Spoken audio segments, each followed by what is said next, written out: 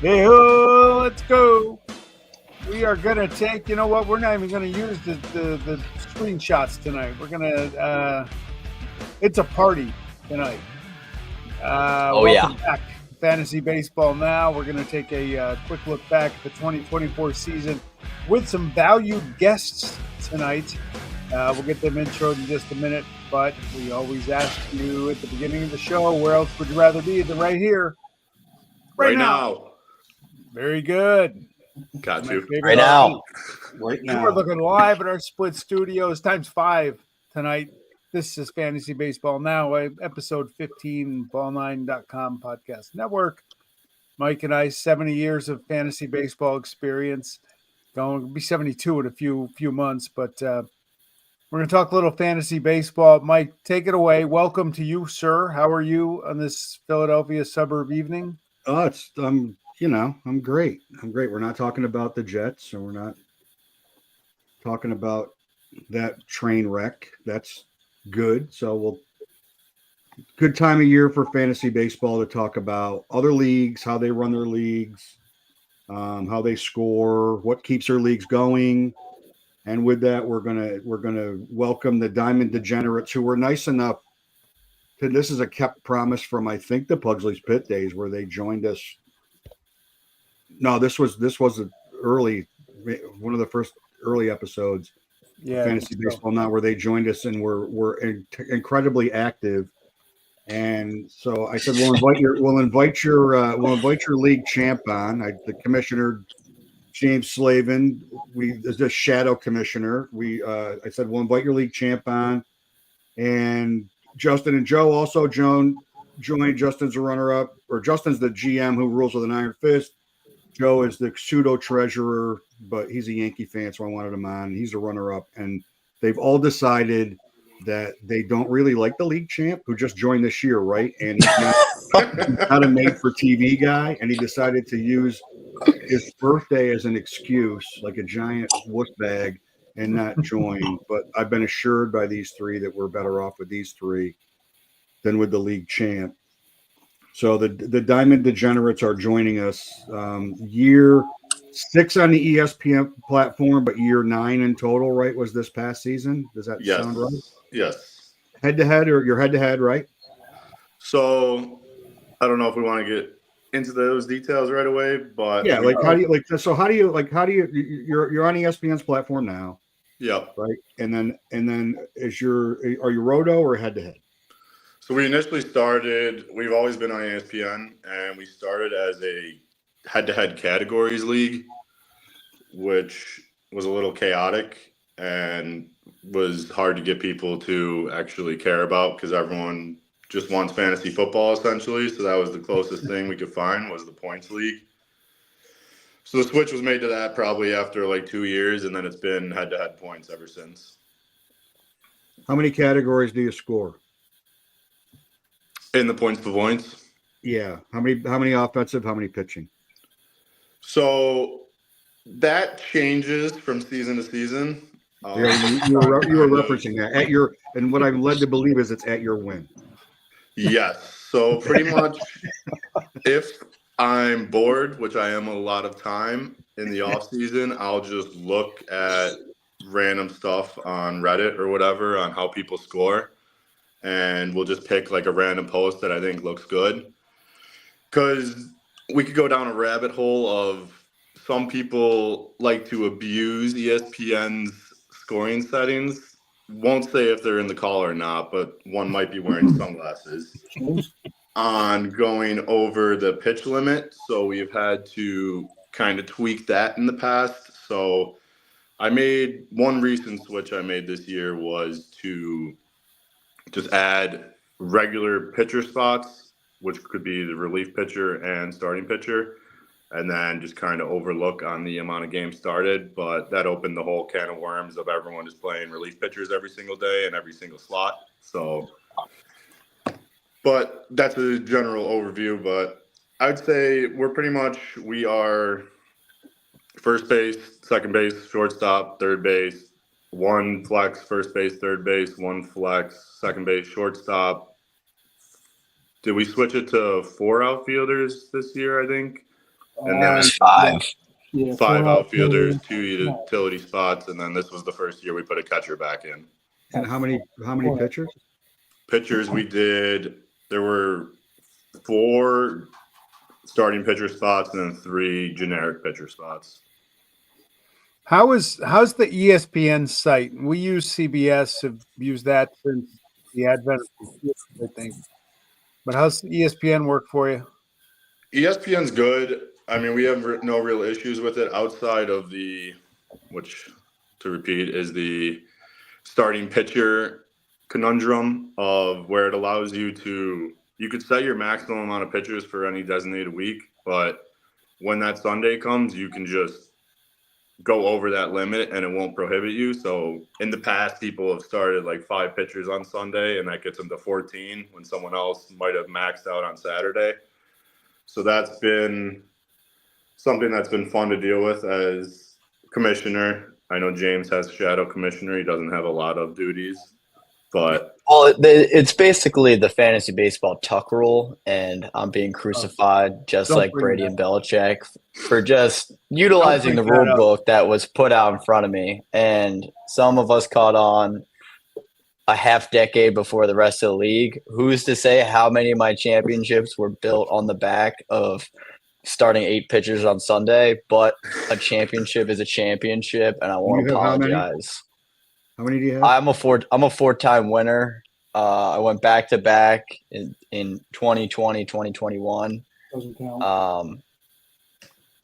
And COVID then year. during the COVID years, and then I won last year, which was a mighty comeback for me because the people said I couldn't do it in a 12-man league. They said I couldn't do it with a strict starting pitcher limit, but I did do it. And not to go back into the past, but my team during COVID went 14-0, 4-0 in the playoffs, and there hasn't been a champion like me since.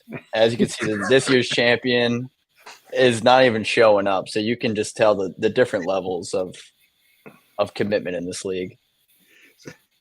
So you wrote I saw a copy of your post-draft prospectus that you sent out. First of all, kudos to you for doing it. I get it. Look, we've been in our league a long time. 30 years ago, the guys anointed me as the greatest owner in the history of fantasy baseball, so I get it. The guys, you and the 11 personalities and that giant fucking dome. I get it. I hear you. And your prospectus is great. You seem to be very honest. You made the words dance on that. Tell me about that, and how is that received by the people below you in the standings every year? Well, I'll start with saying that just like the commissioner, Justin, I too get very bored in the off season. And when I saw the drunken scoring changes hit the fresh off the press, I decided to use my roles and responsibility as shadow commissioner to get the boys ready for the season. It had nothing to do with avoiding my homework in grad school at all. But basically, we have a group message going with most of the league all year that's quite active. With you got your zings in there, you got your back and forth banter, but until you put it to paper and pencil, not the whole world is readily available to see the beauty of our league. So after the draft, to be honest, I thought I had a great draft. So I thought writing a summary would really shine the light on it was going to be another back-to-back championship for me. So I wrote it thinking I was a shoo-in for the championship this year, but also touched on all the members to just get the excitement going from some of the non-participants in the banter. Gotcha. Did you guys get together for the draft, or some of you, or is it all remote? It's remote. It's remote. We're kind of scattered across Northeast. So Joe's from, I won't name drop where, but Yankees fan, Celtics fan, Red Wings fan, Jaguars fan. Jack, So, Idaho? Yeah, take that. You just kind of fixed. Jack? So, but we're all over We the place. can get into that. We can get into that if we want to. Here's my question, and this goes back to doing a draft a long time. We usually get 8 or 9 people. what is the minimum number of beers or alcoholic beverages you have to have in you to be effective at the draft table? Personally, got to be a decent amount. That's 10? probably Yeah, why I struggle to bring home a championship. I know you can't You win a gotta league be on seeing draft the day, but you board. can definitely ruin one. Yeah, I think for myself, eight puts me right in that fucking slot.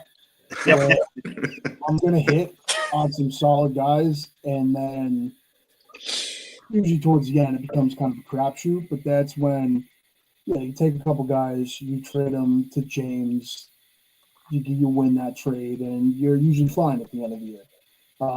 Like one, for instance, this year, I traded that bum Jackson Holiday for Logan Gilbert. Logan Gilbert was a Cy Young. He's going to be a Cy Young finalist. Jackson Holiday, he's 19 years old, batting, what was he, like 183? I mean, come on. So, just to give you an idea of the type of people we have running our leagues and the type of deals, a guy like myself can make. All right. Well, one, I'm not going to apologize for the hype on Jackson Holiday getting to me. It happens to the best of us. To be honest, I thought I was getting the next great shortstop in this league. And I thought I had the arms. To touch to how many drinks are needed on draft night. We're probably over-serving ourselves because the very last pick in round 26 was Paul Skeens. So clearly the whole league had enough beverages to be drafting. Let's see some other names that went before him. You got Alejandro Kirk, you got Alec Manea, you got Logan O'Hoppe, Trevor Story. I mean, Kyle Gibson's going before Paul Skeens. So clearly all 12 members were at least off one or two bevies. A little bit. Okay. You guys are not a dynasty league. You start fresh every year, right? Mm-hmm. Correct. Yeah. We keep it fresh. We do a lot of trading. There's probably, I mean, for the most part, I would say every week in our league, there's 1 to 2 trades, and they're not just normal trades. They're like big, 4-for-4 deals.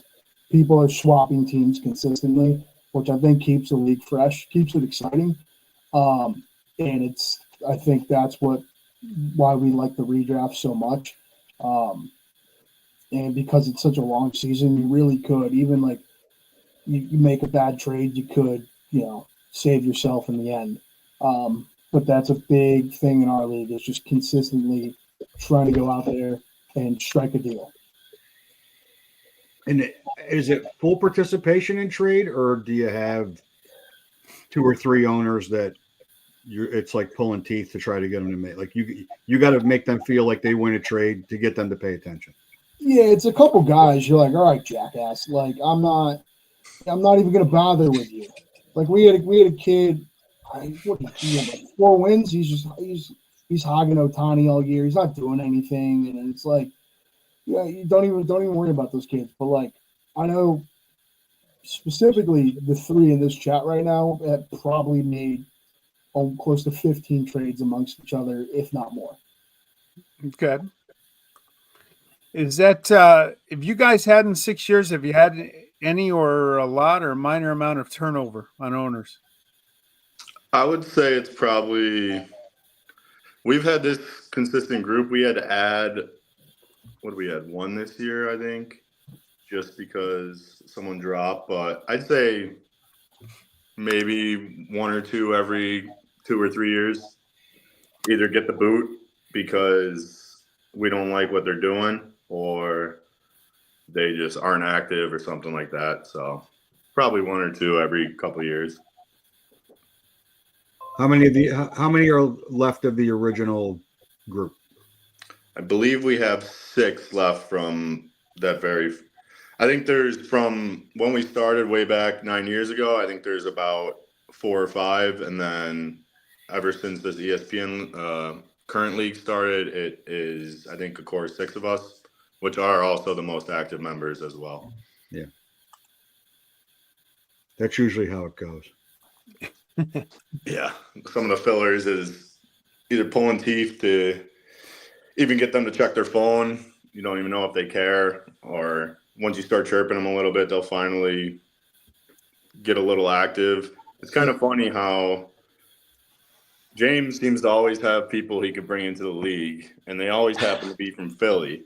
Mm-hmm. And majority of the people in the league don't know who they are, except a couple people. And surprisingly, miraculously, they always make 1 or 2 trades a year, and it just happens to be with James. It's a little crazy, but we'll let it slide. Listen, MLB teams have their minor league affiliates. I wouldn't be doing my due diligence as a GM if I didn't have the single A dumbasses, fielding some talent for me. Do you guys ever try and mine those other owners and get them first? Oh, we do. They won't reply sometimes. Or okay. If you do, you'll send them a great offer, or in my eyes, a great offer, probably trying to fleece them. But they won't even acknowledge you. You'll text them. They'll get back to you. And then all of a sudden, the guy you're going after, poof, on James's team. You're like, all right, whatever. That's fine. James, do you think winning 4 times in 6 years brings along this sort of – is this the price you got to pay for greatness? I think the 4 championships would be highly respected if they weren't accompanied by the persona that has come along with it. I think the league is tired of seeing a champion. I'm similar to Patrick Mahomes. They're just tired of me. It's greatness, yes, but there's something about it that just makes them sick to their stomach. But again, I can't apologize for that. I'm just me, and I just do my best. I think it's a them problem. All right, so Joe, you were runner-up this year. Yep. Right? James, where did you finish? Did you make the playoffs this year? There we go. Well, we'll do a quick standings. No, this is do the like preseason fucking- projections and where you like- finish. Like don't. All right. Well, this isn't like don't start lighting a cigarette like you're on 60 Minutes and getting all nervous. Like just answer I finished 12th place. That was my final standing this season.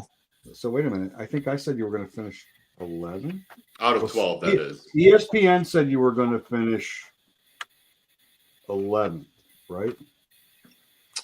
Yeah, they turns out the haters were correct. And I had you at 9.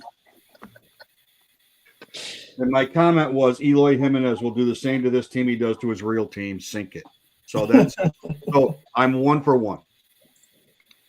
Yeah, I'd say you're 1 for 1. I'm 1 for 1. I like to start with a win because I got a feeling. I got a feeling when I dig through this a little bit, I'm going to find out that I'm not going to end up 1 for 1. Yeah, I think easy way to put it was James got a little trade happy and might have slightly derailed his team at points. I remember there was, just to recap, one from memory. I think I gave him, or I traded Aaron Judge to someone. He ended up with Aaron Judge somehow. This was in the middle of his slump when he was trash, hitting like 183 to start the year. Flipped him, got him back from James, gave James 3 players for him, ultimately traded Royce Lewis for those 3 players back. So I got Judge and 3 other players for Royce Lewis, and then Royce Lewis ultimately blew his knee out or whatever he did, and then I was able to trade for Royce Lewis back right before he got healthy from James. That's a tough year. That is a tough year. I had 37 trades officially. So Joe, ESPN ranked Joe at 4 post draft. My ranking was 11 with my comment, just like in real life, when you depend on the upside of kids, you're always disappointed. And he finished second. I'm 1 and 1. But it sounds like he traded all his kids to somebody that might have finished in 12th place this year.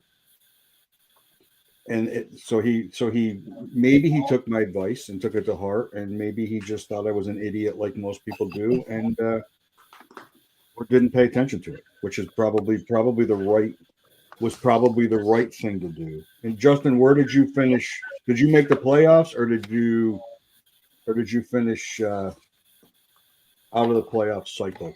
I finished in 5th place. So that's in the playoffs. Good, even, clean 500. How many 6 teams make the playoffs? We do 8 to try and get as many people involved as possible. So we have 8 make it, and then no bye. You just play 2-week playoff matchups. which was new this year as well. Yeah, it's a new rule I put in. Oh, another one of King's new moves in the offseason. Yeah. You're 2 weeks for the playoffs. So you Yeah. get 2 full cycles. They used to get a bye, but I felt like, what's the point? Might as well make them. If they're actually the number 1 team, they should be able to beat up on the number 8 team. So Right. Which is what they thought, and then I came in and beat up on the number 1 team as a number 8 seed in the highest scoring matchup I think we have ever had in the league, 726 to 712. I had a couple of guys get hot at the right time.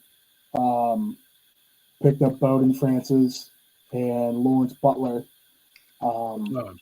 during their hot streaks, end of August, September. They helped carry. Michael Harris came back. He came back swinging. Kyle Tucker came back healthy, which was awesome. Yep. And then Hunter Brown, another guy I traded to James when he was after, I think he got shelled by the Royals in May. Oh, you got shellacked. Yeah, I traded him for, I think, Garrett Whitlock. I'm like, get this guy off my team. Whitlock gets hurt. Brown continues to get shelled. James drops him. I scoop him back up. I think he's shoved for the rest of the season. The rest is history. Got a very great team. I just ran into our champions team, who was just an absolute wagon. He Juan Soto, Ketel Marte at the end of the season, real hard to compete with. He was putting up absurd numbers that I just, couldn't compete with. But overall, I was happy to make it to my first championship. I'm hungry for more, that's for certain. And I don't plan on changing my draft strategy. I love drafting those young guys. Love coaching them up and trading them to dumbasses like James. You sound like that was right out of the Brian Cashman fucking manual of how to finish second by Brian Cashman. Like right out of the Brian Cashman manual. That's Except for he doesn't trade prospects. He hugs them until they turn into dust. Yeah. And they have no value. I know my prospects. And they're so hyped up that you can't stand it. Now I can throw, a little hot prospect take in here right now. And you might not like me saying this, especially with everything on my head, but I don't think Jason Dominguez is that guy. He's rumored to be in trade conversation, and if I'm them, I'm doing it. 100%. It's only his 6th year in the top prospect list. You know what? There's 6 teams there's 6 teams that payroll wise are focused on being all in. Right? The 2 that were in the World Series, the Phillies, the Braves, pretty much with their strategically the way they set themselves. Actually, there's 4 teams that payroll wise like really focus on being all in. If you're going to win, you don't worry about whether somebody's going to be great in 3 years on somebody else's team. Trade them while you can get value for them. And this is where Cashman's gone wrong over and over and over again. Is by the time he gets ready to trade them, they have no value. 100%. Right? It's been he still thinks he's going to rekindle the magic of. I don't like the term core 4 because Bernie Williams isn't part of that, and if Bernie wasn't, I'd agree. I love Bernie. He still thinks he's going to rekindle that, Gene Michael, Bob Watson magic, where prospects are going to come up and they're going to have a long run, a dynasty type run with prospects. When all around them, that's not the way baseball works anymore. Those guys get you to the playoffs, and for the Kansas Cities and for the Milwaukees and for team and for the Diamondbacks, for teams like that, the Guardians, that's great. But unless you're going to spend the money, I mean, having those prospects doesn't matter because if they come up and they're not any good, then you screwed. Then you set yourself back 3 more years. Mm-hmm. I will give Cashman his flowers. That's too much. We'll give Cashman his flowers a little bit before he transitions back to fantasy. The guy does know how to take these garbage relievers and turn them into gold. Granted, I mean, we have a great, pitching staff around those guys, but taking guys like Luke Weaver, seeing what he's done, a guy like Tim Hill. So he Clay Holmes was a scrap heap guy from the Pirates. I mean, they get the most out of what they get from those B-level trades, which is what he likes to make. 100%. But Uncle Ted, who is becoming the voice of reason, quickly becoming the voice of reason of fantasy baseball now, just posted crochet for Clark Schmidt, Ben Rice, Spencer Jones, and the Martian. And I think that's too much. I think that's what the White Sox want, is they want that kind of a giant trade. I'm Crochet's like uber talented. I don't like the bullshit at the All-Star break. I don't like that. I'm a get off my porch guy. Don't demand that you're going to give me a contract if you trade for me. Don't do that. He's really, really good. I think that's too much. And I think Ben Rice is like way overvalued. We saw enough of Ben Rice. We saw enough of Ben Rice last year to know that Ben Rice is not the first baseman the Yankees need going into 2025. Yeah, we have another commenter tonight, by the way, Mike. I saw that. Well, I'm a Clark Schmidt guy. Talking to a Clark Schmidt guy. I've been a Clark Schmidt guy. I like his stuff. I like his cutter. It averages around 2,652 RPMs. I like that stuff that helps get hitters out. I saw Uncle Ted say, Crochet signs in New York City, wins the Cy Young. Could be. A lifelong Yankee fan, if a pitcher like Garrett Crochet signs with the New York Yankees, he's probably going to stink. That's just the way I feel about that stuff. So, because he's not a Garrett Cole type, he's not that surefire thing. So I'm always very skeptical to grab those guys. But that's maybe more just my, I'm in my own head. Well, plus as Yankee fans, we know that not everybody can. New York's not for everybody. Yeah, they can't handle. Not everyone can handle it. So. Mike, is Love Fest over? Well, hold on, Sean. Before the Love Fest is over, let me put on my pinstripes because I am a known pinstripe backer. We're talking about the Yankees. I'm hearing comparisons to Diamondbacks, Brewers, real dumpster fire organizations. You're not willing to trade the Martian for one of the best stuff guys in the league? I'm not willing to trade the Martian and Spencer Jones and Clark Schmidt. Yeah. The Yankees lost their fastball. They should be tossing all the prospects out the window for these top guys. And they want to show that they still got their fastball. They'll take $700 million and they'll drop it in Juan Soto's lap, and we'll all have a nice day. Like, and then it's not enough. They don't get up and jump a cab across town to the Mets.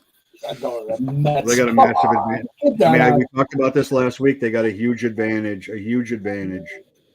They got a massive financial advantage over everybody and where they are for payroll right now. Yeah, but Steve Cohen's an idiot. And Scott Boras uses idiots like him to drive up the price for his other clients. He does it all the time. He does that with them. He does that with the Blue Jays because both their owners are idiots. All right, I'll calm down. I don't need anybody with Red Sox in their handle giving any commentary about the Yankees. Get out of here. Just get excited about how they're floating, that they're going to be all in this year, and then when you sign Kyle Gibson as your ace, if you bring in Kyle Gibson and Lance Lynn to save your rotation, then go back to crying about how they didn't do anything again. And watch all those young hitters and just watch all those young hitters in that roster score 11 a game while you're giving up 13. People forget Alex Cora got a third place manager of the year vote today. People are sleeping on the Red Sox. Third place vote for that guy. Look, I mean, I'm older than Joe, so nobody on this call hates the Red Sox more than I do. It's impossible. But he did a phenomenal job. He did a phenomenal job with that team and their offense. Their young hitters and Meyer's not even up yet. Their young hitters are terrifying. Like they've got the chips to make the Crochet trade if they'll put Abreu in the trade. Like they've got the chips to make. He looks like a Red Sox. He looked like he played for Boston. He don't look like a Yankee. Does 2004 Yes. still sing? Yeah. Fuck you. Yes, it does. was really my favorite memory of watching the Yankees. Yes, it still fucking stings. So It hurts. that one still pisses me off a lot. Yeah. Now we got a Red Sox. Did you watch the comeback on Netflix? They can fuck me too. They screwed me watching the Tyson fight. Fuck Netflix. Fuck those four. Fuck the Red Sox. Fuck Netflix. Come on. Yeah, I tried to stay up for that, and I felt terrible after that guy. 4 rounds, and I said I need to go to bed. I don't have 8 more minutes in this, and neither did mine. It was fixed, I tell you. It was fixed. It was awful. They should have ripped his head off, and they didn't want him to. Yeah. Shout out Logan Paul. Thanks for the fight. That nitwit. Yeah. Dude, I don't know how he does it. The largest gate for anything outside of Vegas involving combat sports in the history of the United States. And the 2 undercard fights were spectacular. So that at least I'm glad I watched those. Like women fighting would be like, it sounds like would have been Joe and your champion in the. What I'm hearing. Subtle shots. Now, when do you guys do the draft? Do you do it as close as you can opening day, or let it fly? We try to get it within a week or 2 of the start of the season. It's hard. Well, whatever timeline we had, I drafted Garrett Cole 4th overall, and probably the day, not even 24 hours after he blew his elbow out. So, yeah, this year was a little bit. It was already wrong. As people branch out, we got kind of people, Philly, Colorado, Buffalo is majority. So it's hard to find a time that works for everyone. So this year we actually, I want to say, I forget exactly when it was, but I know I was driving to my grandma's house, and somehow through the group chat, we decided that the draft was going to be that night because that was the only night that worked for people. So that was the sort of beginning of James becoming Shadow Commish. I had to give him all my login info, change the draft date while I was trying to celebrate my grandma's birthday party. And next thing I know, I'm leaving the party, having to go draft my team. So this year was a little bit wonky. Everyone just kind of had to go on the fly, which made things a little bit more entertaining. But it's kind of a crapshoot on when we draft. Thoughts on Aaron Boone, especially for the Yankee fans? He sucks. We know that. You can say it. You can say it. He's the kind of coach. He's your buddy. Hey, you're my guy. You got this.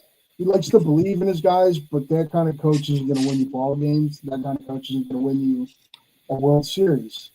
That's not what the Yankees are about. I do think they need to go out and seek new management, and I think that's a real possibility after next season. So we'll see. But, the little things. Uncle Ted makes a great comment that he'd fire the Yankees' third base coach, and then boom. So who the hell sends? They are getting a new third base coach, but the little things that they don't do well: run the bases, field the ball, move runners. That's directly from the manager. To be fair, half the team's ogres, so they can't really run the bases. Would you guys? Is the time passed for Mattingly to come in and run that team, or is that just too perfect a situation, given his history? I don't know. I mean, I would take Mattingly as a manager in a minute. Taking over Boone, but I don't really. I can't say off the top of my head. There's a clear guy in mind. Part of me as a fan would be like, let's get Jorge Posada in there, but he seems to be enjoying his retirement, so. I'd welcome Willie Randolph back. Oh, 100%. Because they do all the little things the right way. He doesn't they need somebody that's going to hold your point to like he's your buddy, like he's all the players' buddies, and he sticks up for his guys. That's great, but that also doesn't lead to the kind of accountability that's required. That's why it blew my mind when Phillies fans were like, "You gotta get rid of Topper. Topper's got to go. You got to." First of all, Topper's a good manager. The Phillies didn't stop hitting because Rob Thompson did anything right or wrong. They stopped hitting because they stopped hitting. Yeah, Is this big Yankees media saying that we wanted Thompson out so that you could get him back? This was the X, the Twitter. The Twitter was saying that. These Philly fans that I follow on Twitter were like, Thompson's got to go. Because I'm pretty sure a guy sitting on Kensington Ave could tell you the Phillies' issue was swinging at balls low and away and not taking more than 3 pitches. I don't know what Rob Thompson can do. That's what Castellanos translates to in English. Can't hit sliders. It's true, but he hit 350 for the entire playoffs. He was the only one providing any sort of production. Yeah, I mean, that's all you have to tell. If you told me that Casty was the best batter on the Phillies this playoffs, I would have told you it went exactly how it went. Right. And now, unfortunately, he's going to have to get the axe because Soto's coming to right field. But, he'll have a place somewhere. I mean, we could just do a swap. Where's Alex Bohm end up? Alex Bohm's a Brewer. Alex Bohm's a Brewer. Take him. I think he's a good fit in the PNW. I can see him in a Mariners uniform next season. Hey, you guys, any sleepers out there for next year? Young guys, breakout players, so I don't have to bother researching over the winter. Joe's our expert. Yeah, Joe likes the young guys. Wait a minute. Does there need to be more clarification on that statement, or is that baseball related? I'll leave it. Uncle Ted's on Noah Schultz. This is 2 weeks in a row. Whoa, hey. Whoa, I caught that. Fuck you. Yeah. I've really done, that much of a deep dive into it just yet. Usually once, because my brain's still kind of wrapped into football mode. Haven't really gotten over the World Series, so I've kind of avoided baseball for the most part.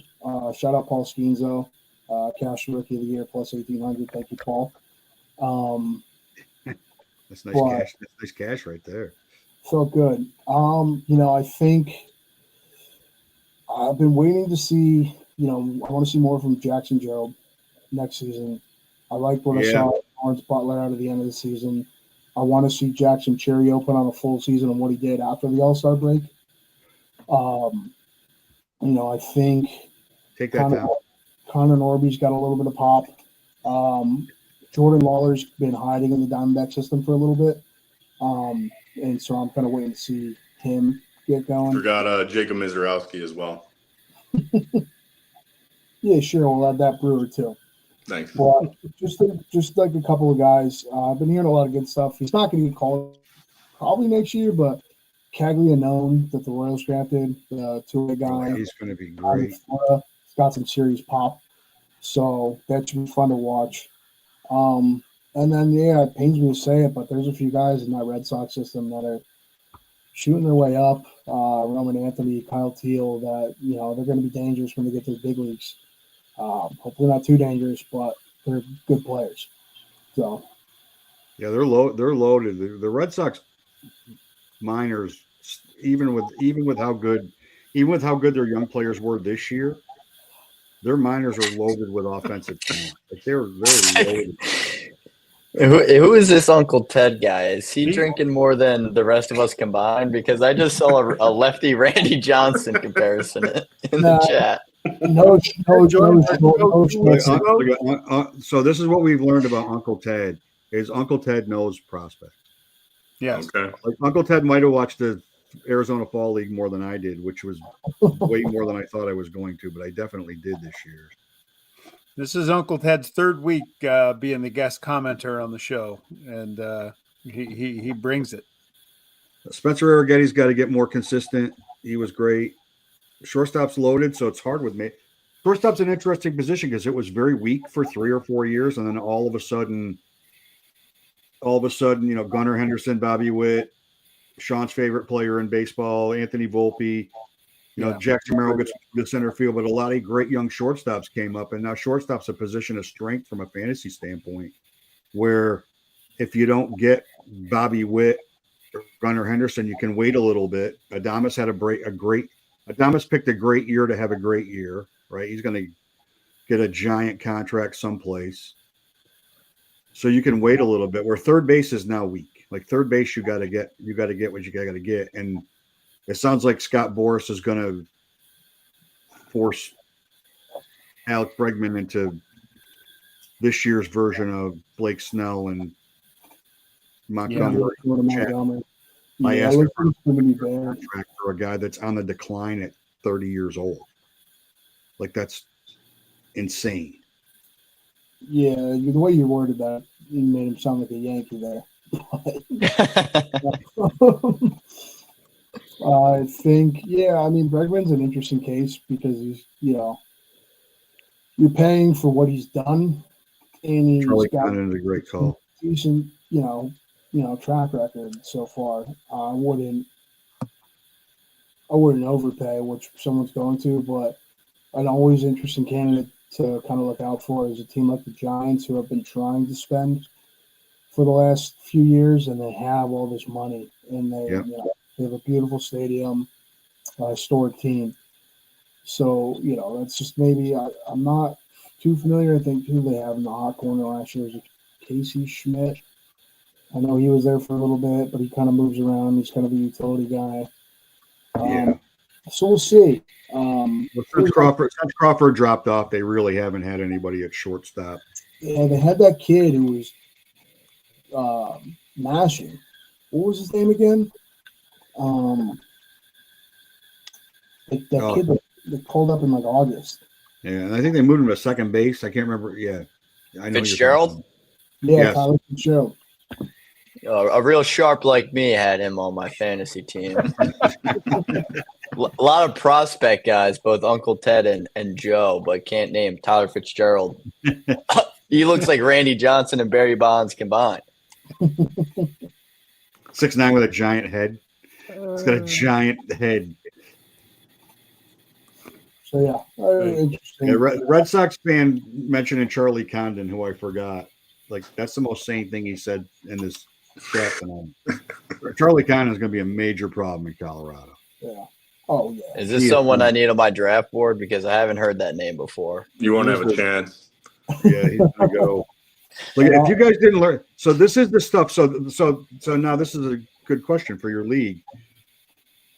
Since Paul Skeens was the last pick of your, inexplicably was the last pick of your draft, which goes to the level of alcohol consumption and the neophyte time that you guys have been doing this compared to the Tri-State Baseball Federation.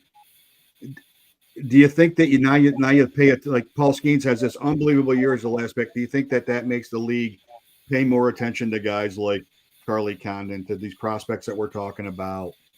And do I grab them early, knowing that we pick this many slots, and we're so active in the trade, we're so active from trades anyway, that if a week or 2 weeks into the season they're not up, I can just dump them and off we go. Like, does it give you a thought to maybe take a flyer on guys that might be the next great player for this year? This is the difference for us. We save 5 players, right? So last year I saved Nolan Jones like a dipshit. Yep. And I saved the oft-injured Royce Lewis, who was phenomenal after he came back from injury and was phenomenal when he played, but he never plays. But there's always a surprise. Jackson Holiday was saved in our league coming into this year because we roster one minor league player. So we have one minor league player that's rostered that doesn't count on our roster, but we roster a minor league player. And it gives you opportunity to save that guy if he's going to be the next thing, right?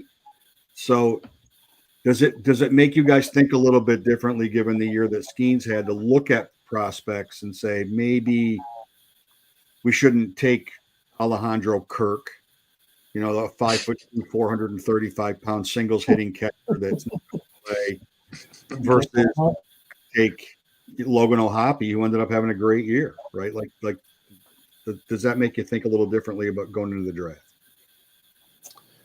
I think personally, I'd say it's pretty divided on people's knowledge of prospects versus lack thereof, where some people are almost addicted to drafting prospects. They'll fill their whole bench with it just on that one shot that someone could get called up.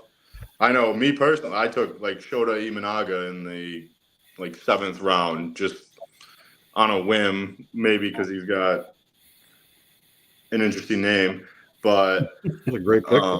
never heard of him before, and people just kind of throw darts. But then there'll be some people in the league that lean more towards the old guys. But one thing I could guarantee, Paul Skeens is drafted, if not first overall, then very early in the first round. So what's weighted? So in your scoring, what's weighted? What carries more weight, pitching or hitting? And is it pitching because you have less pitchers in your roster than hitters, or is it weighted differently? Does the way ESPN score weight toward the way rosters are constructed? So that was actually one of the main key points for me, kind of doing a little scoring adjustment tweak in the offseason. Was in the past we had just the standard ESPN recommended starting pitcher spots, and I would say pitching definitely outweighed batting. If you had a loaded roster, you pretty much were guaranteed a spot getting carried to the playoffs, just because they're putting up probably aces are probably throwing out like low to high 20s every single outing. And if you get one of them going, like if you have 3 aces and they go twice a week, you're looking at close to 100 points just off those guys, where batters, the best batters are averaging high 3s. So you need them to have a pop off for a week just to even compete with good pitching. So pitching's definitely probably weighted a little stronger, but obviously the blow up still could tank. You could get a minus 26 from a starter if he gets absolutely barreled and yanked in the first inning. So that's similar to Yahoo, Sean. That's similar to the 9 league. Where two starts from a starter could win you a week easily. Mm-hmm. Because they put 55 points up in 2 starts, and whatever the rest of your team does is irrelevant. Now, is holds a category for you guys, or no? Yeah. So with those added just normal pitcher spots, you could put anywhere in there, and it's I think 2 points for a hold, it's 4 points for a save, and 3 points for a win. So because there's a fair amount of roster spots, people actually want to roster some 7th inning guys. And then if you get that 7th and 8th inning guy that is eligible for a starting pitcher spot, you can just plug them in and you're getting 5 points every other day. Right. Yeah, and that kind of a big thing is trying to find those niche relievers, those multi-inning guys that can go in and give you, at least 2.1 to 2.2, because those little like 6 to 10 points add up, especially at the end of the week. So like they equal a 1-start pitcher, right? They easily equal a 1-start pitcher, right? So and they don't count for a start, so you can just. And if the 1-start pitcher gets shellacked, you had your bet. You had your bet with that swing guy, that 7th inning swing guy, like Schmidt was, because we talked about Schmidt, like Schmidt was for a long time, right? Or like or like a lot of guys are. Like, I'll give you a start, but then most of the time I'm going to be out of the bullpen. Yeah, you get a huge advantage with that. Unless it's Taiwan Walker, and then you're fucked no matter where. Yeah, so James, if you want to go to this a little bit, if you want to go down my watch list, I can name every pitcher in the MLB that strictly comes in the 6th to 8th inning and blowouts. That's going to get you 2 innings pitched, 3 strikeouts, an earned run, and it's 14 net points at the end of the day with no start. And I mean, you got guys like Danny Young. You got some guys. You got Bubba Chandler. You got the John Grays of the world. I mean, the list goes on. My entire watch list is RPSP. Nick Martinez, hands down, the best. Yeah, the best. Nick Martinez would have been the perfect guy in your league, right? Because you could have got him for a start and 2 relief appearances in the same week. Yep. I mean, his last 5 starts in which he didn't start, they threw an opener in front of him. So none of these counted for his start. He had 16 points, 26, 22, 28, 17. This is through the fantasy playoffs. I mean, it's guys like that they win you the league. Yeah, if you were in the playoffs, it would have helped you, but you weren't. So Shout out I to had all the guys. Shout out to Edwin Uceda. Edwin Uceda was great. High K's per 9 guy. Who got Yep, that's another star right there. 1 inning of work, he's getting 12 points. He was the thing of beauty. Him, Cade Smith was great to have this year. Yeah, just the little guys like that, which I think makes it a lot more fun because it's not more big names. Like I think I had a playoff run carried by Ryan Yarbrough a year or 2 ago. Ryan Yarbrough, same thing, right? Didn't start. Coming in inning 2 or 3, and he's giving you like 4 or 5, and right. All of a sudden you got a start and you got 25 points. Yeah, Ryan Yarbrough is a poster child for that strategy, right? Because most of the Tampa pitchers not named Snell or Glasnow, that's a good place to start. And that's what kind of the Tigers transformed into at the end of the year. So have you guys ever thought about saving players, and have you thought about transitioning to a dynasty league? Because Sean, it's interesting to hear this conversation because this conversation sounds like year 7 or 8 of our league, right? Yeah. I mean, like the stuff that there's like the way they've changed scoring, the way they've changed rosters, like they kind of settling into a way to figure it out that works for the whole of the league, that keeps the league fresh all the time. And then you get to the point where you don't want to change anything because you're old like Sean and I, and you're like, you try to get one thing changed, and it's like, what are you talking about, you young whippersnapper with your OPS? Stop that bullshit. Like that, like it's like that kind of stuff. Do you feel like you're getting to a point where you're all right? The league's we're going on, year 6 of this platform, but year 9 overall. Maybe we want to add 3 in dynasty, and it'll change the dynamic of the league, or like we like this fresh restart, and we like the crapshoot day 1, and that this is what works for us, and we don't want to change that part of it. Yeah, I would say I don't see us ever going full dynasty, just because I feel like you got to have a core locked up for that, which I feel like we might be at flake risk from a couple people in the next few years. I think since I kind of just make the decision and go with it, I would say if anything, we'd look at keep a few guys. I like the idea, which I don't think ESPN does it, of I think you mentioned it, where you could keep a rookie or someone in the minor leagues that you could kind of stash. But that would require changing platforms, and that would be ripping teeth out among the league. So I don't know. It's kind of in the standstill. I would entertain the thought of keeping maybe like 1 batter, 1 pitcher, something like that, just to kind of make it more entertaining. But there's so many trades that it's really, if you want someone, just make a trade for them. If you want to keep them, we kind of just establish you're going to have to reach for them in the draft and just go with that from there. Shadow Commissioner, you're taking a beating from Red Sox fan 6'9". Yeah, I wish I could That's what made me laugh when I saw that one. That one made me laugh.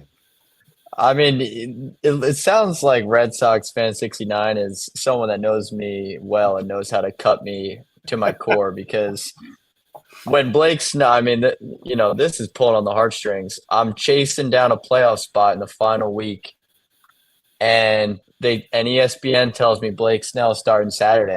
I'm getting everyone. I got all the relievers going. I got the lineup set for Friday night. my ace, Blake Snell, who was the best pitcher in baseball in August and September. Yeah. Going Saturday, all I need is a win in the final weekend I'm in. And Friday night, I'm having a couple beverages. I'm not going to lie. I think I was with Mike Nelson. And I look on the TV, and fucking Blake Snell is throwing first of all, it was national media because he went more than 6 innings. Yeah. And then it's even more national news because he throws a fucking no-hitter. He's got 57 points on my bench. And the ESPN writer who I emailed, tweeted, and Instagram DM had nothing to say for himself. I mean, I absolutely ripped into this guy who said over and over again, Blake Snell starting Saturday, Blake Snell starting Saturday. I ended up losing my final matchup.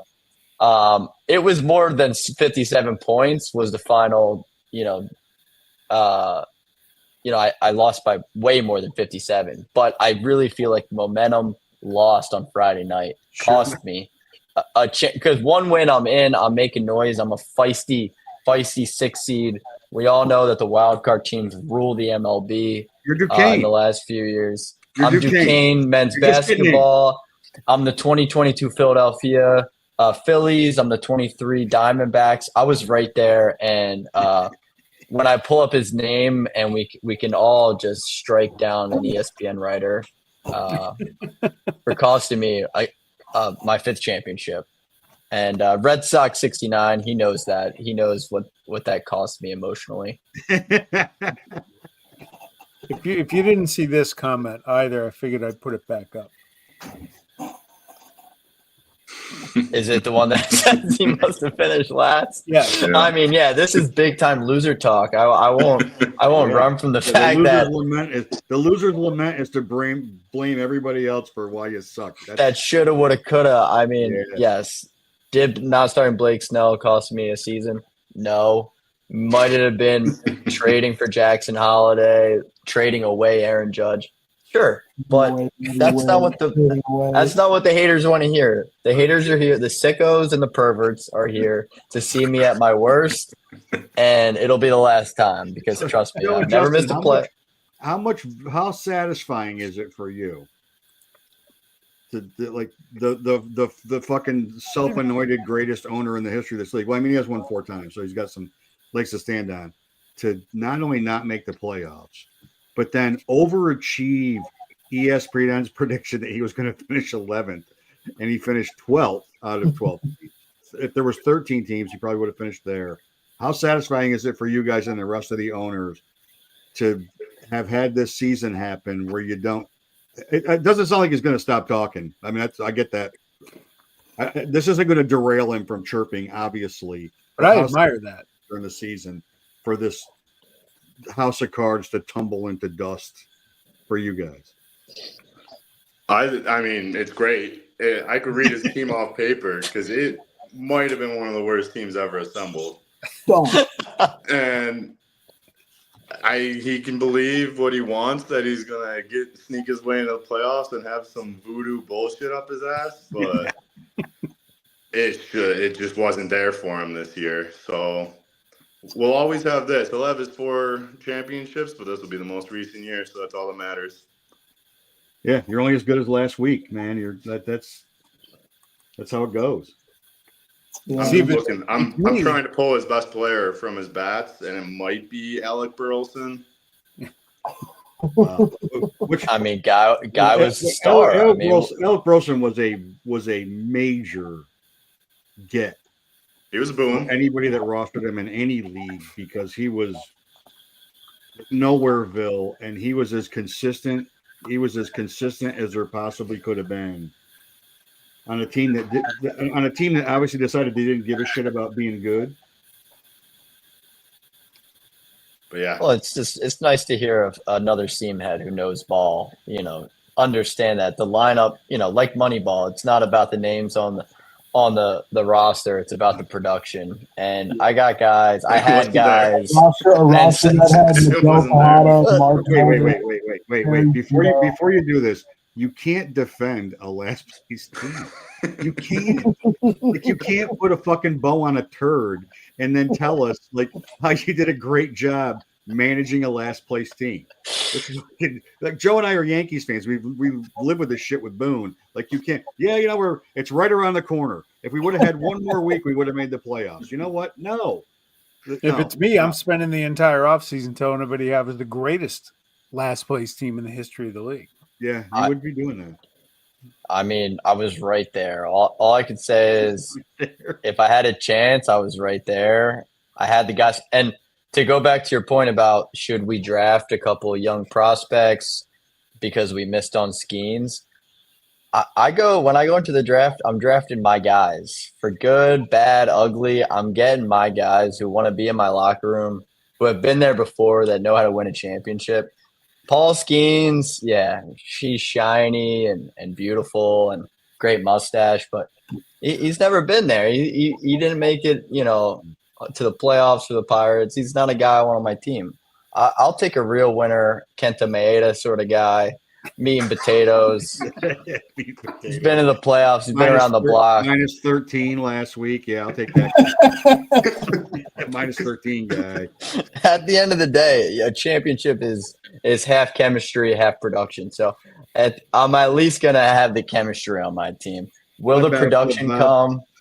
I don't know. It looks like I had Freddie Furman and Gavin Lux and Charlie Blackmon on my team at the end of the season. So I don't think the production was there, but you could definitely say I had the vets, the chemistry. You put Charlie Blackmon on your roster because it's his last hurrah in Colorado and you're sentimental, and there's that. You can't listen. Of all the things that Paul Skeens is great about, having him on your roster also gives you a little extra added attention to Olivia Dunn's social media. And trust me, as a guy that's like somebody's going to have to kill me to trade for Paul Skeens off my roster, that's a huge factor in why he will stay on my list. It's not about winning; it's about voyeurism. You got to have I love that. I need more of that. Give me more. Yeah, we got to bring back voyeurism. Bring it back. bring that back. The big man from Massachusetts will co-sign on that for 1,000%. Yeah, he's a big fan. Big fan. Hey guys, thanks for jumping in. Before you guys go, did you pay attention? Have you paid any attention to the Hall of Fame ballot for 2025? A little bit. None. I mean, I could pull it up right now and give you my thoughts on why. That's all I got. Yeah, if Ichiro's not a unanimous selection for the Hall of Fame, then we're doing it wrong, right? Like he's. But I'm going to give you statistics for a guy that's on the ballot who I believe should be in the Hall of Fame, and we'll do it. And Sean and I will do our ballots in 2 weeks, and we'll ask you guys for yours too. So we'll do a collective for the show. So there's two players in Major League Baseball in the history of Major League Baseball that have scored 1,400 runs, have had 1,400 walks, have 1,300 RBIs, and 400 stolen bases. Barry Bonds is one of them. The other one's on this year's ballot. Is he a first timer? No, but James, you should know who it is. I know who it is. I mean, is it second baseman, isn't it? Is it the man? As a Phillies fan, James, you should know who it is. Is it the man who should be a Hall of Famer, or is it the MVP? The Hall of Very Good.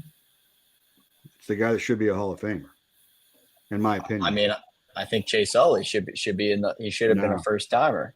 It's Bobby Abreu. Nah, boo. Bobby Abreu statistically should be in the Hall of Fame. An immaculate inning warrior. I don't know if you're familiar with that. The Immaculate Grid. Immaculate Grid. Yeah, he is an immaculate grid warrior. Yeah, I mean, he was a Philly, but is he a Philly in my eyes? That he's going to his Yankees, but the most of his damage, though he was hated in Philadelphia, I don't know why. Maybe because he got hit in the head with a ball in right field. Maybe because he threw a ball like a throw to third base went into the fourth row. Does he have a championship? He was Was he on it? I don't think He's he no was on it. champion of mine. So I don't think so. Here's the problem with this year's ballot for Utley, and I'm a gigantic Utley fan. Mike, can you, before you get in that lead, please address the comment from our valued viewers?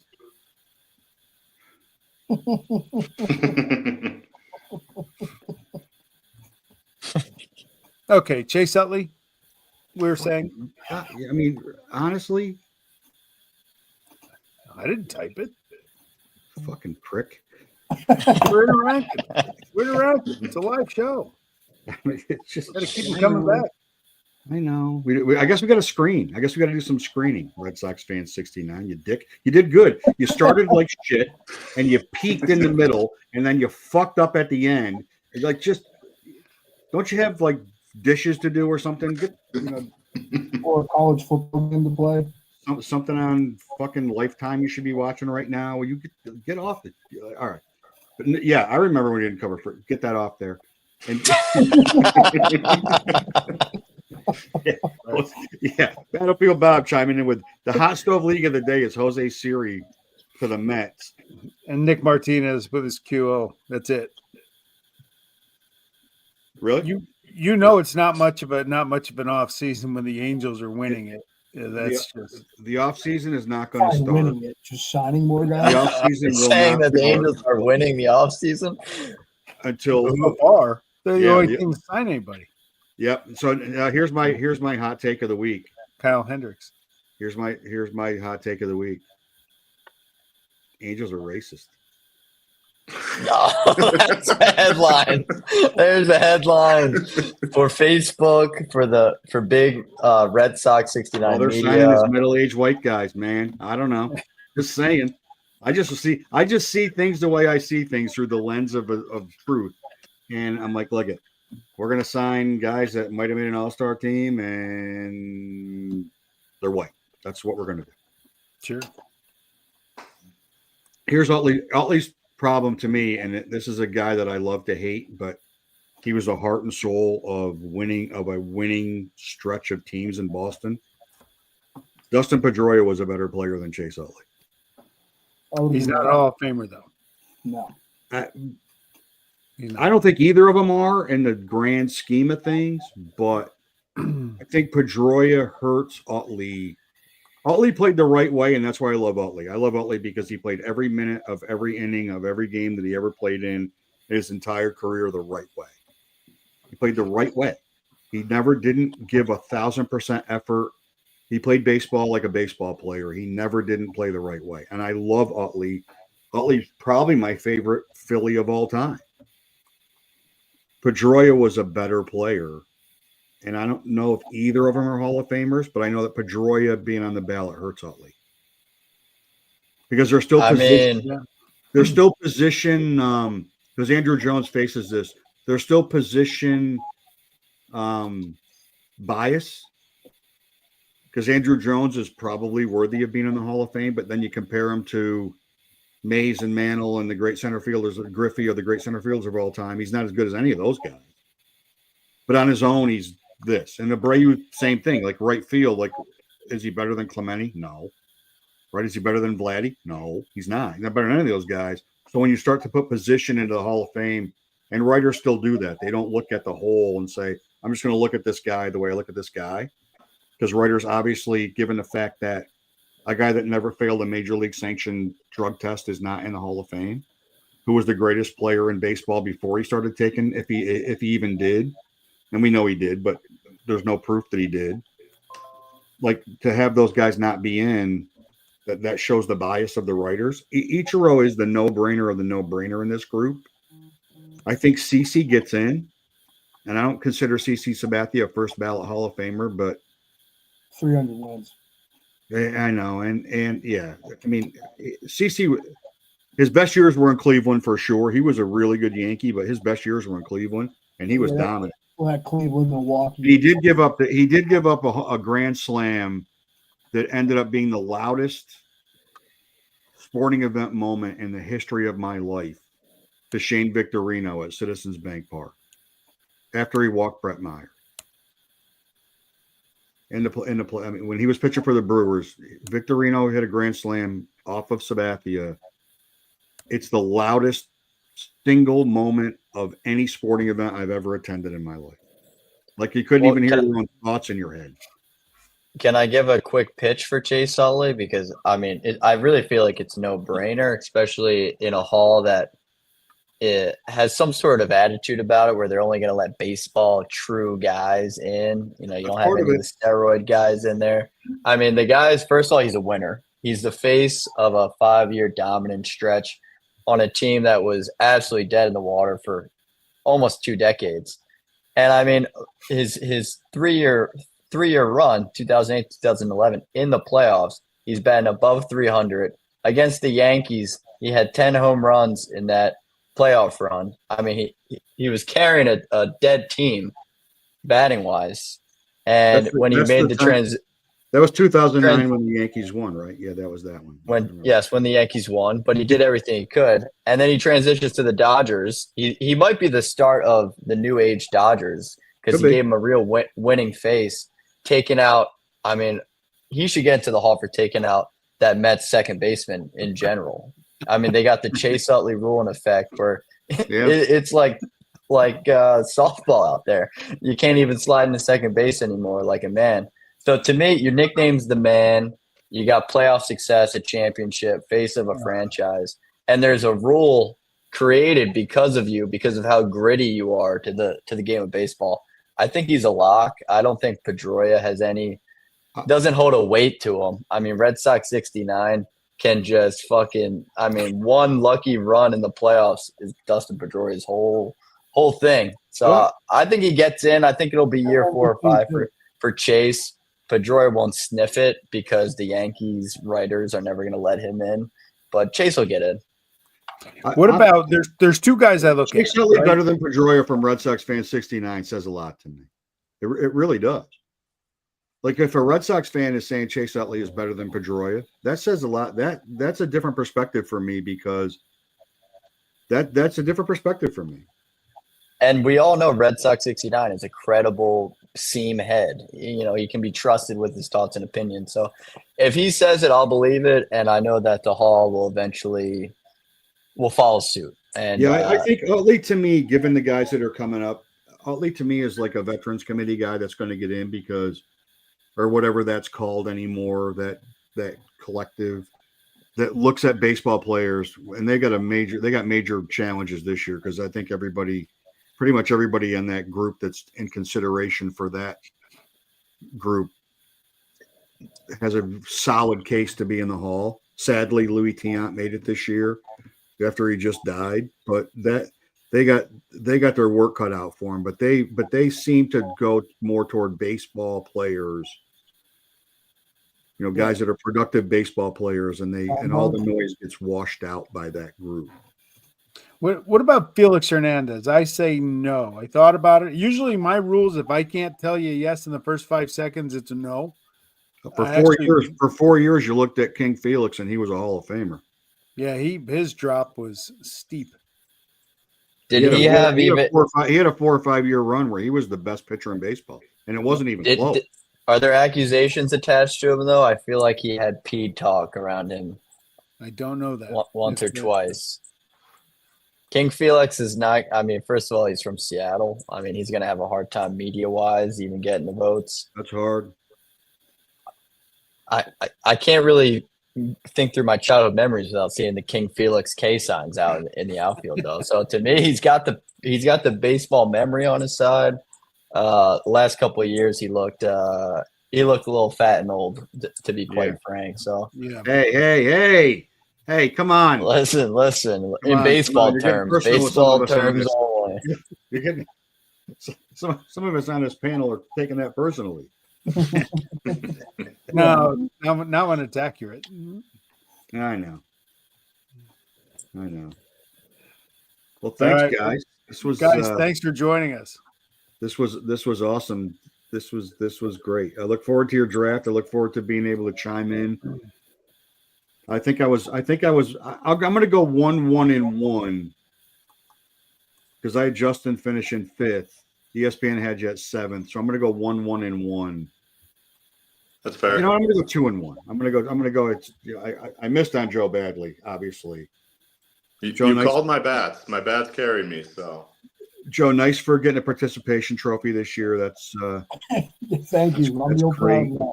What do you get for second place, attaboy? Now, how do you guys pay out? By the way, that's the last question. what do we do? Money back to you, Joe? Yeah, I got money back, and then I think I got a nice charity 100. So I think it's like an 85-15% split of the pot, something like that. You pay the fines. That's it. Yep. Mm-hmm. Pretty much. All right, guys. Great meeting y'all. Yep. Yeah. Thanks for having us, Thanks man. for having us. Yeah, this was forgettable. Thanks, appreciate it. Until next time, and Red Sox 69. I look forward to seeing you on my next appearance. We'll do a draft day show for you. We'll see you guys.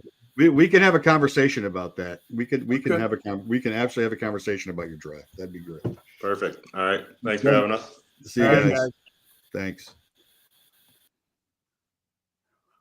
That was fun. That was insane. It's always good to get a different perspective on a different league because our league is, I mean, even though we did both head to head, and our league is our league, right? So that's we have that perspective is pretty much locked in stone for us. We know that better than anything. It's good to get a different perspective on how other leagues operate and what For sure. keeps them going and how they make changes if they want to make changes and being around for 9 years is pretty good for a league, especially when when pretty much half the core is there. They do feel like kind of where we were at about that time, right? So we are. Who's left? So let's start with year 2, right? Because year 2, Year 3 is when the big man came. We shed the cheaters after year 2. Yeah. So we are about half the league is over 30 years, right? Yeah, the two of us, Bobby. Yeah, that's 3. Rich, Booger, the big man. Yeah, Booger's the big man. Big man was when I get big came man in was year 3 with big man was Booger. 93 when I moved down here. Yeah. That's 5 because we lost the Godfather of Soul. That's 5. 7, 8 years ago. Gas was like 97. Gas and Steve were like 8, 9 years in. Uni was pretty right Scotty around there. Was actually might have been before them. Scotty was Scotty was early to mid 2000s. So we're 20 years with like 8 owners. Yeah. Well, that's right. So kind of like 9 years, we were like 6. So we're at a very similar point, and then where they continue to make changes, we had settled in at that point. But yeah, when did Igo come in? Maybe the same year as Scotty, early to mid 2000s. Yeah, so I mean we're 25 years with almost 2/3 of our league. Yeah. But at year 9, at year 10, we were about half. And the last 2 guys to drop were in it a long, long time, and I think it just kind of ran its course. It's not like right. We had some turnover early, a couple guys here and there.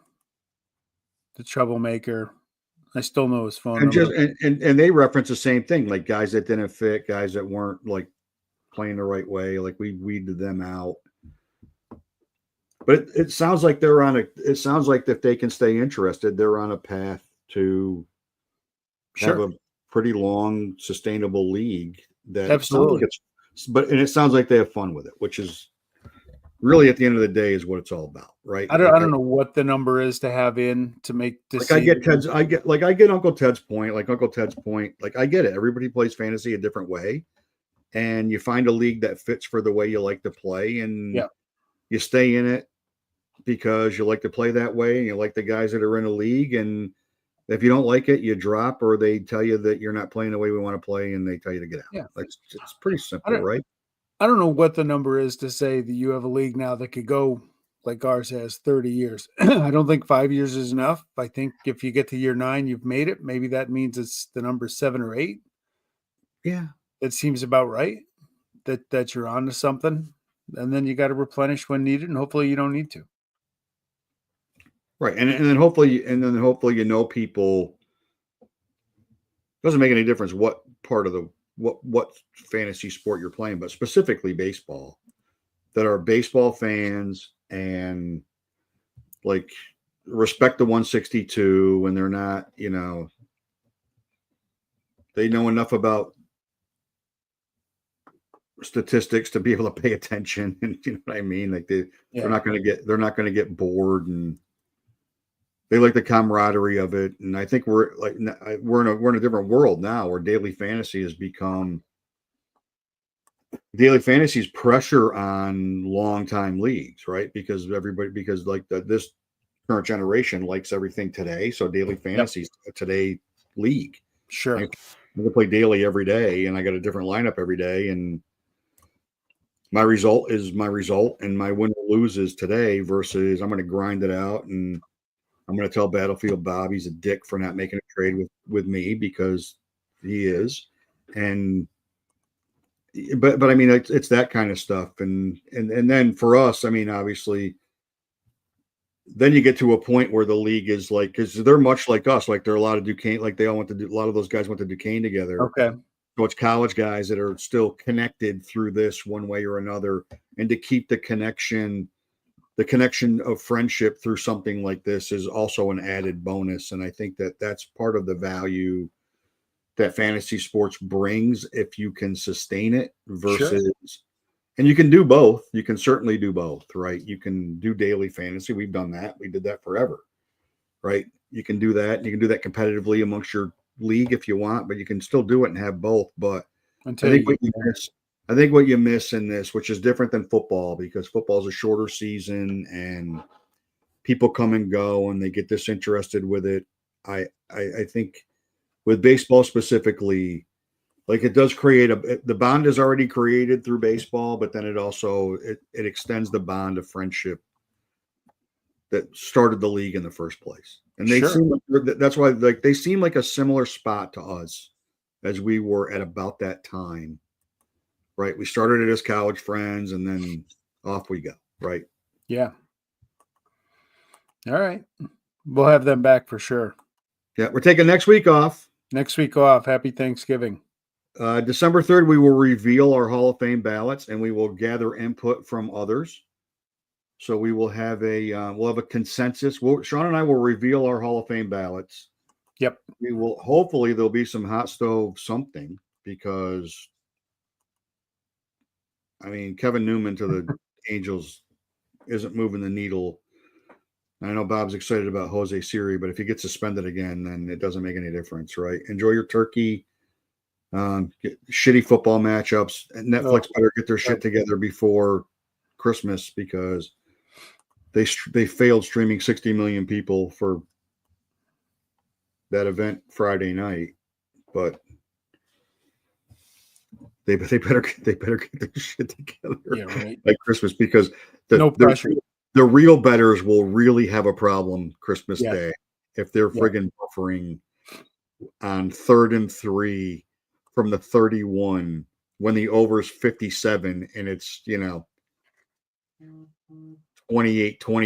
and there's a minute 30 to go. The real bettors are going to have a massive problem, and then Netflix stock will not be doing so well, if anybody's alive that runs Netflix. So that's all right, my man. All right, Bob, enjoy your Battlefield. Bob, enjoy your turducken. I've had one of those before. This was fun. It was fun to have those guys on. Yeah, I'm glad those guys made it. We'll have them again. All right, sounds good. Adios. At you next time.